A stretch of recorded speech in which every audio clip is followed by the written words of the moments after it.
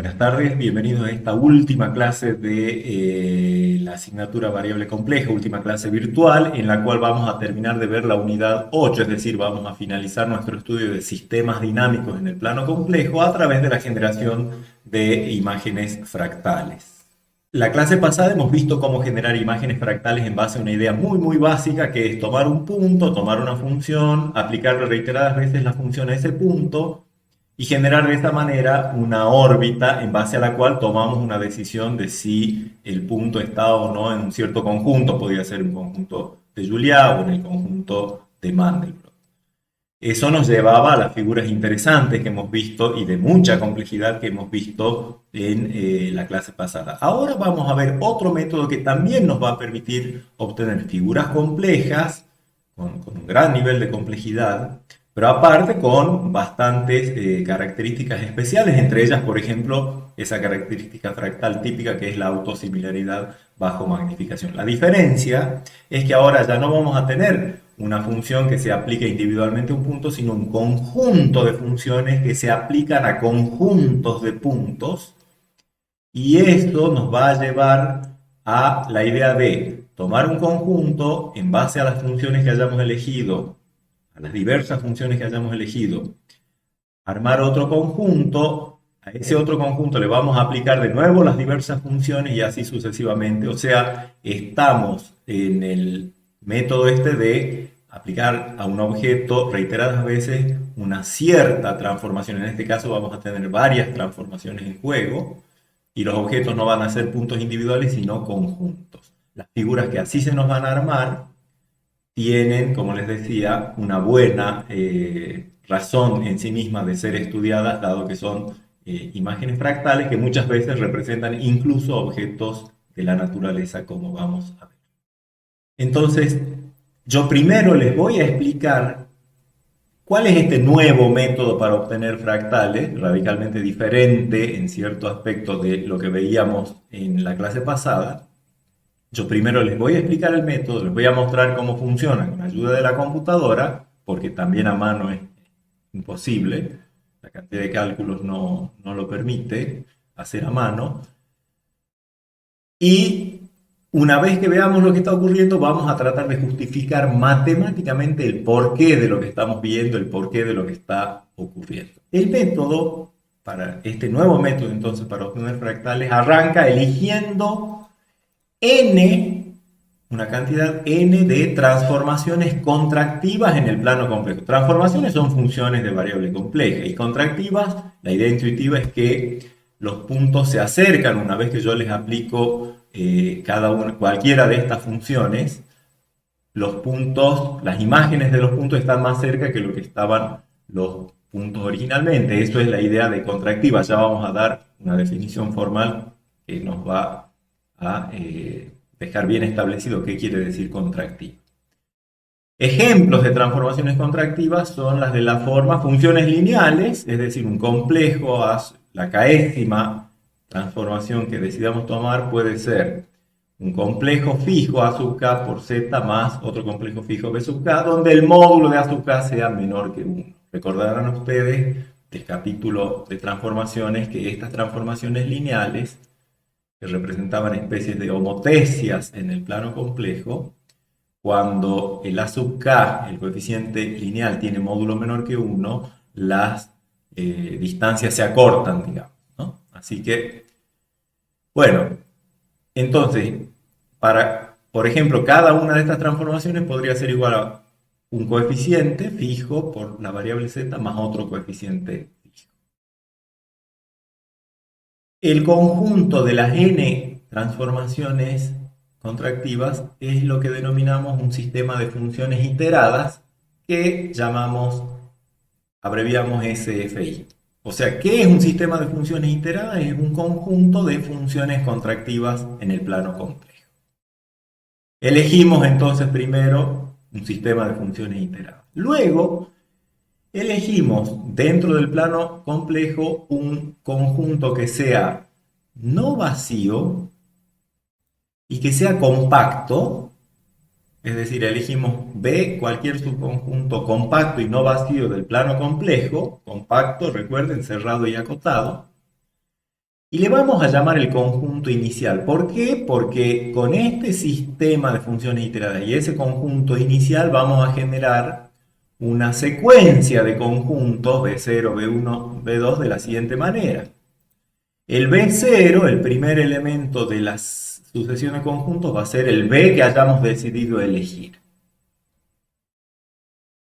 El conjunto B sub 1 se va a obtener en base a B sub 0 y a las funciones del sistema que compone, a las funciones que componen el sistema de funciones iteradas de la siguiente manera. A B0, o sea a B, le vamos a aplicar W1. A B0 le vamos a aplicar W2. A B0 le vamos a aplicar WN. O sea, a B0 le aplicamos todas las transformaciones del sistema y unimos esos conjuntos. Fíjense, W1 de B0 es la imagen de B0 a través de W1, por lo tanto un subconjunto del plano. W2 de B0 también, WN de B0 también. Unimos todos esos subconjuntos del plano y eso me da un nuevo conjunto que llamamos B1.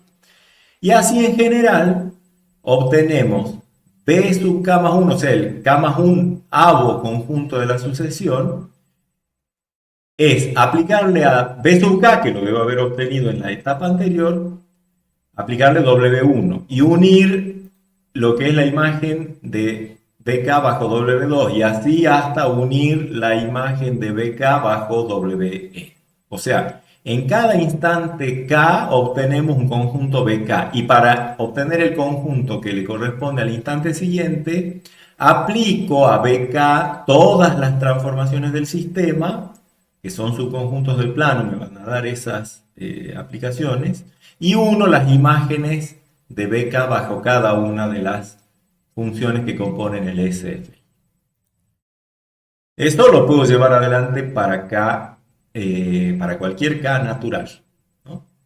Va a ocurrir, y ya vamos a ver ejemplos, que conforme yo vaya calculando cada vez más conjuntos de la secuencia así obtenida, o sea, para K cada vez más grande, el conjunto que obtenga, el B sub K que obtenga, se va a aproximar a un cierto conjunto que vamos a llamar conjunto límite, que va a recibir el nombre de atractor del sistema de funciones iteradas, que va a tener esa característica de autosimilaridad bajo magnificación, pero que aparte va a tener una cosa totalmente contraintuitiva y es que el atractor al que lleguemos no va a depender del conjunto inicial B que hayamos elegido para iniciar el proceso este reiterativo. Por ejemplo, hagamos de cuenta que elegimos las tres transformaciones de la forma lineal, una con W1 igual a A sub 1 que sea un medio y B sub 1 0, es decir, un medio de Z más 0. W2 que sea también un medio de Z, pero ahora más un medio, y W3 que sea un medio de Z más I sobre 2. Las tres son transformaciones contractivas, dado que tienen un coeficiente A sub K, las tres es un medio que es menor que 1. Vamos a nuestro software a fin de cargar estas tres transformaciones y elegir un conjunto inicial para iniciar esa especie de proceso iterativo. Bueno, aquí tengo cargadas las tres transformaciones. Sin entrar en detalles técnicos, créanme que cada una de estas transformaciones, de acuerdo a la codificación que tiene el software, cada una de estas representa las tres transformaciones contractivas que les mostraba en la diapositiva de hace un rato. Y tengo cargado un conjunto inicial que es simplemente un conjunto de segmentos. Cada segmento es compacto, así que la unión finita de compacto es un compacto. Esto es un compacto no vacío y me sirve como B0, o sea, como conjunto B, conjunto inicial. A medida que vaya apretando teclas, vamos a ir viendo en qué se transforma de acuerdo a las reglas que acabo de dar. Aplicarle las tres transformaciones a ese conjunto, unir y eso me da el conjunto siguiente. Allí están las tres transformaciones que como son funciones lineales en donde el coeficiente lineal es un real de módulo menor que 1, concretamente era un medio, cada una de estas tres es una copia sin rotación de la palabra hola que tenía hace un rato, pero reducida a la mitad, una copia a mitad de escala, y desplazada de acuerdo al vector correspondiente, al b sub k. A esas tres, que en realidad ahora es un solo conjunto, le aplico de nuevo las tres transformaciones y obtengo 9 copias de la palabra hola, ahora bastante más reducidas. Sigo aplicando el mecanismo que dije hace un rato. Ahí arranqué de B0, después pasé B1, pasé a B2, ahora estoy en B3, B4, B5, B6, B7, B8, B9, B10. Pero parece que ya no hay mucho cambio, por lo menos visible, en cuanto a lo que se ve en pantalla. Estamos suficientemente cerca del atractor, que es un conjunto muy clásico en geometría fractal que se llama el triángulo de Sierpinski. ¿Qué pasa si en vez del conjunto inicial, la palabra hola que tenía hace un rato, yo quisiera que mi conjunto inicial fuera otro conjunto compacto no vacío? Por ejemplo, podría ser una carita, los ojitos. Bueno, un poco loco va a ser el hombre, pero eh, unos segmentos para hacerle la nariz y lo vamos a dibujar sonriente.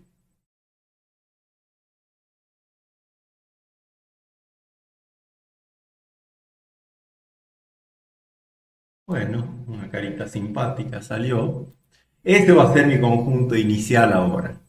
Muy diferente de los segmentos que conformaban hace un ratito la palabra hola.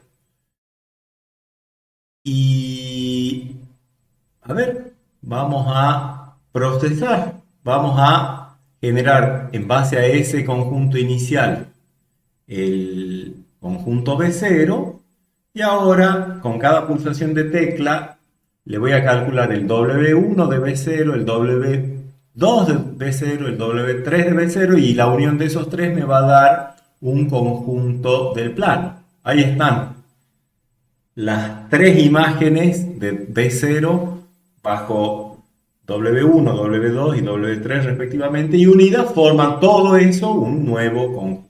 A ese conjunto le aplico W1, W2, W3 y me da un nuevo conjunto. A ese le aplico de nuevo lo mismo y lo mismo y lo mismo y lo mismo y aquí llego hasta donde pueda distinguir a la misma imagen a la que llegaba cuando arrancaba de la palabra hola. Tercer intento, vamos a arrancar desde un conjunto, vamos a limpiar este y vamos a elegir un punto cualquiera. Este de acá. Ahí está. Un punto es un conjunto compacto no vacío, así que cuando procesemos, arrancamos desde ese punto que es el conjunto inicial y ese es mi B0. Mi B1 va a ser un conjunto de tres puntos, que son las tres imágenes del punto bajo W1, W2 y W3. A ese conjunto de tres puntos le aplico nuevamente W1, W2 y W3 y obtengo un B2, un B3, un B4 y por supuesto que si ya están viendo qué figura se va a formar cuando uno itera cada vez más esto, Cuando uno hace más reiteraciones de obtenido un conjunto, aplicar en las tres transformaciones y unir, se uno genera irremediablemente, no importa de qué conjunto parezca arrancar, irremediablemente genera ese famoso triángulo de Sierpinski. Bueno, por ejemplo, acá es como que estuviera en lo que sigue de la lámina, es como que hubiera tomado el conjunto inicial IS que tenía hace un rato en el último intento que hice. Y les muestro, acá están dibujados. El B0, si tomara este I, sería un solo puntito. No dibujo toda la secuencia para que se vea realmente, para que quepa en la lámina, pero es lo que acabamos de ver. El B4 es una cosa, así ya va delineando el perfil del triángulo de Sierpinski, el B6 más todavía, y el B8 ya está definiendo lo que es, tal como hemos visto usando el software, ¿sí? Entonces, las preguntas que surgen es ¿por qué existe el atractor? Es decir, no podría ser posible de que conforme yo genere BK se me vaya formando, por ejemplo, una secuencia cíclica de conjuntos. No, hay uno solo, converge a uno, que se llama el atractor. ¿Y por qué es único independientemente del B elegido para iniciar el proceso iterativo? Esas son las cuestiones matemáticas que podrían inquietar y que uno, como matemático, debería decir, che, ¿por qué ocurre esto? Antes de justificar matemáticamente por qué ocurre todo esto, me gustaría que viéramos en nuestro software otros ejemplos de otros sistemas de funciones iteradas con otras transformaciones que producen atractores diferentes. Aquí tengo cargado, por ejemplo, un sistema con 4 transformaciones y un conjunto inicial que es las letras de la palabra hola, como hace un rato. Veamos estas 4 contracciones que había allí, transformaciones contractivas, que terminan generando bajo estas 4 funciones. Como vemos, el proceso iterativo, es decir, a cada figura le aplico las 4 transformaciones y las uno y eso me da la figura siguiente, a esa le vuelvo a repetir. Producen este simpático objeto de la naturaleza que vendría a ser más o menos como un helecho. Y por supuesto que si eligiera como conjunto inicial este que ya tengo dibujado por allí, que corresponde a la carita, obtendríamos exactamente la iteración de la carita inicial con el mecanismo que hemos descrito, produciría exactamente la misma figura del hecho. Y si arrancara en un solo punto, también, siempre, cualquiera sea el conjunto compacto no vacío desde el cual arranque, voy a tener como resultado el mismo helecho. Tengo también otro sistema de funciones iteradas en el que hay cargadas 7 transformaciones, bueno, cada una con sus propios coeficientes, y vamos a poner como conjunto inicial primero la palabra hola, y vamos a procesar. Y en este caso, con estas 7 transformaciones, se forma un bonito arbolito, no muy de Navidad, pero no me digan que no es bastante parecido a un objeto de la naturaleza, que arrancando de las letras de la palabra hola, o arrancando de la carita, o de cualquier otro conjunto compacto no vacío, obtenemos la misma figura. Eso es algo sorprendente, por supuesto.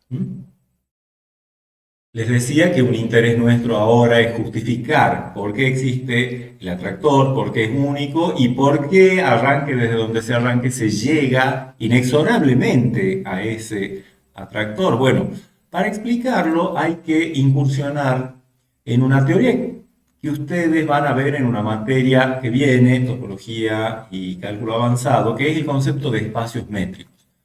Como yo no quiero, por supuesto, no pretendo invadir temas de otra materia posterior, simplemente porque los necesitamos a unos conceptos muy básicos, pocos y básicos, es que yo les voy a hacer una pequeña síntesis lo más ajustada que se pueda de lo que es un espacio métrico para ver cómo se aplica acá como estrategia para responder a estas preguntas sobre fractales.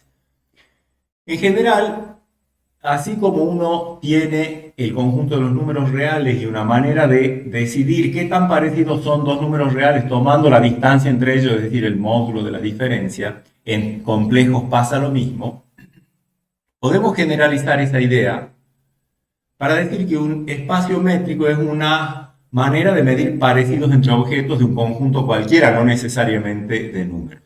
En general, los espacios métricos son generalizaciones justamente de la idea de la recta real con su manera de medir distancias o el plano complejo con su manera de medir distancias, donde las distancias en realidad miden qué tan parecidos son dos elementos de esos conjuntos. Bueno, la generalización de eso sería decir que uno tiene un conjunto cualquiera de objetos.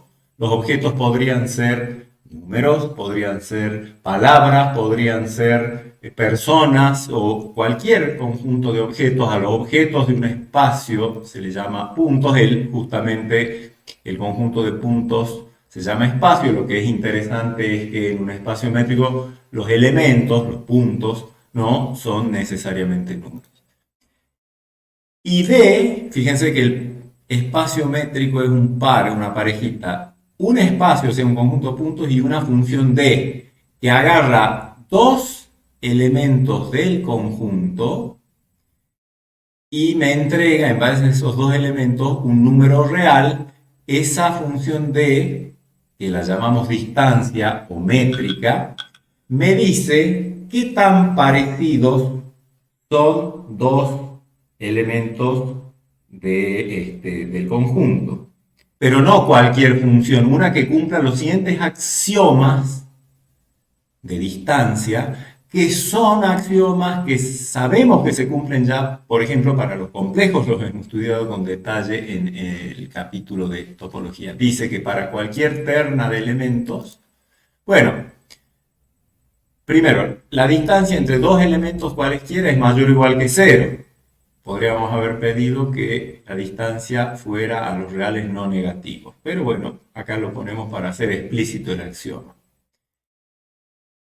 Que la distancia sea cero, sí, solo si A es igual a B. O sea, un objeto para ser igual a sí mismo tiene que estar a distancia cero de sí mismo. Y si un objeto no es igual a otro, entre esos dos objetos hay una distancia estrictamente mayor que cero. Eso es lo que dice este axioma en relación a el hecho de que las distancias son no negativas, pero es cero únicamente cuando A es igual a B. Recuerden, por ejemplo, el módulo de la distancia entre dos complejos siempre era mayor o igual que cero y era cero si solo si los complejos eran iguales. Bueno, como verán, es lo mismo, es la misma idea. Que la distancia desde A hasta B sea la misma que la distancia desde B hasta A, es lo que llamamos axioma de simetría, y adivinen cuál es la última condición que le vamos a pedir a una función D para hacer una buena manera de medir distancia, la propiedad triangular, que la distancia desde A hasta B sea menor o igual que la distancia de A hasta C más la distancia desde C hasta B. Todas estas cosas se cumplen cuando X son los complejos y la D es el módulo de la diferencia. Eso generalizado nos lleva a una posibilidad de medir qué tan parecidos son dos elementos de un conjunto cualquiera bajo la perspectiva que da la distancia que tengamos definida. Un concepto importante en un espacio métrico es lo que es una sucesión en el espacio, así como en complejos una sucesión es una función de naturales en los complejos. Eso en un espacio cualquiera, una sucesión va a ser una función de los naturales hacia el espacio. Los elementos se pueden en general identificar con subíndices, o sea, S de 0 lo anotamos S0, S1, S2, un SK genérico, todos elementos del espacio. Una lista de elementos del espacio, una lista infinita, eso es una sucesión. Fíjense que en nuestro caso de estudio de sucesiones en complejos era simplemente que estos elementos eran números complejos. Bueno, acá estamos en un ambiente más general, pero la idea es la misma. Vamos a decir que una sucesión es de Cauchy. Fíjense que acá prácticamente vamos a notar lo mismo que sabíamos que era la definición de sucesión de Cauchy en complejos. Si para todo epsilon mayor que 0 existe un n en los naturales, tal que a partir de ese n, dos elementos cualesquiera, Sm y Sn, están a distancia menor que epsilon. O sea, en la cola de la sucesión, los elementos para un n suficientemente grande, a partir de allí dos elementos cualesquiera están a distancia menor que epsilon. Y vamos a decir que la sucesión converge si existe un elemento L en el espacio, ese L piénsenlo como un límite, tal que para todo epsilon mayor que 0 existe un n a partir del cual, n mayúscula, tal que para todo n mayor o igual que n, la distancia entre L y Sn es menor que epsilon. Estas son exactamente las ideas de las definiciones que conocemos en complejos, pero llevadas a un conjunto cualquiera. En cualquier espacio métrico pasa que toda sucesión convergente es una sucesión de Cauchy y eso se puede demostrar bastante fácilmente, incluso con la misma técnica con la que lo hicimos, con la que lo hacían en los números reales o en los números complejos. Pero acá viene un detalle. Una sucesión bien podría ser de Cauchy, pero no ser convergente. Piensen, por ejemplo, en el espacio de todos los números reales mayores estrictos que 0 y menores o iguales que 1. O sea, el intervalo abierto en 0 y cerrado en 1. Y la manera de medir la distancia que sea la clásica, el módulo de la diferencia. Y supongamos que la sucesión Sn esté dada por 2 a la menos n, o sea, 1, un medio, un cuarto, un octavo, un 16avo, etc. Esa sucesión converge, sabemos que se acerca al 0, pero el 0 no está en el espacio, así que este es un ejemplo de sucesión que no converge y sin embargo es de Cauchy porque se pueden encontrar, digamos, dado epsilon se puede encontrar el n que cumple que para todos m y n mayores o iguales que Sn mayúscula, la distancia entre Sn y Sm es menor que epsilon. Justamente el hecho de que no en todo espacio métrico las sucesiones de Cauchy converjan es lo que motiva esta definición, la de espacio métrico completo. Un espacio métrico se dice completo cuando todas las sucesiones de Cauchy que podamos armar en él sean sucesiones convergentes. ¿Y qué es una contracción en un espacio métrico? Bueno, simplemente es una función que intuitivamente diríamos acerca objetos. Es decir, yo tengo objetos a cierta distancia, les aplico una contracción, que no es otra cosa que una función, y el resultado de esa aplicación de la función a esos dos objetos produce dos nuevos objetos que están más cerca que lo que estaban los objetos originales. Concretamente, una función del espacio en sí mismo es una contracción en el espacio si hay un número real, S, mayor o igual que 0 y menor estricto que 1, tal que para todo parejita de elementos del espacio, yo tomo A, tomo B, los transformo por F y mido la distancia entre F de A y F de B, y eso me da menor o igual que el S por la distancia entre A y B. Y como el S es menor estricto que 1, esto es menor estricto que la distancia entre A y B, por lo tanto una contracción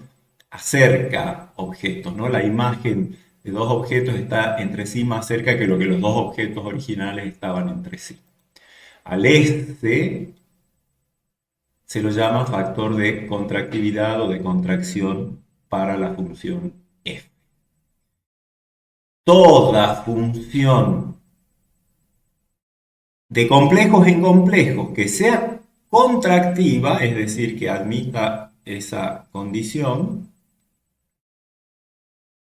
seguro que es una función continua. Eso es una cosa muy fácil de demostrar, porque si uno tiene que la W es contractiva con, digamos, factor S, dado cualquier elemento número complejo, y dado cualquier épsilon mayor que cero, o sea, vamos a verificar la continuidad en un z0 por definición épsilon delta, tomamos un épsilon, fijamos z0, tomamos épsilon mayor que cero y tomamos delta igual a épsilon sobre S, que es el factor de contractividad.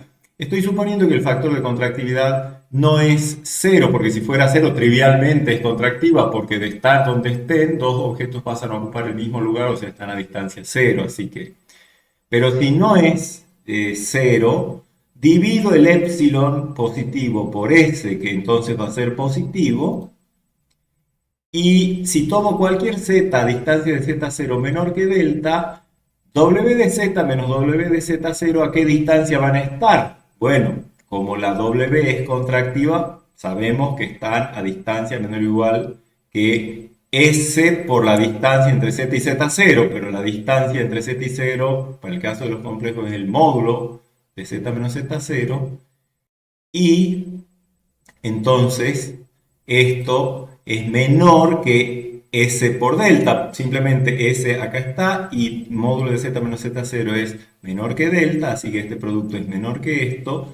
Y S por delta es precisamente épsilon, así que ya tengo que si módulo de z menos z0 es menor que delta, el módulo de w de z menos w de z0 es menor que épsilon, con lo cual queda demostrado que la W es continua en Z0 y como Z0 lo elegí arbitrariamente en C, tengo demostrado que la W es continua en todo C.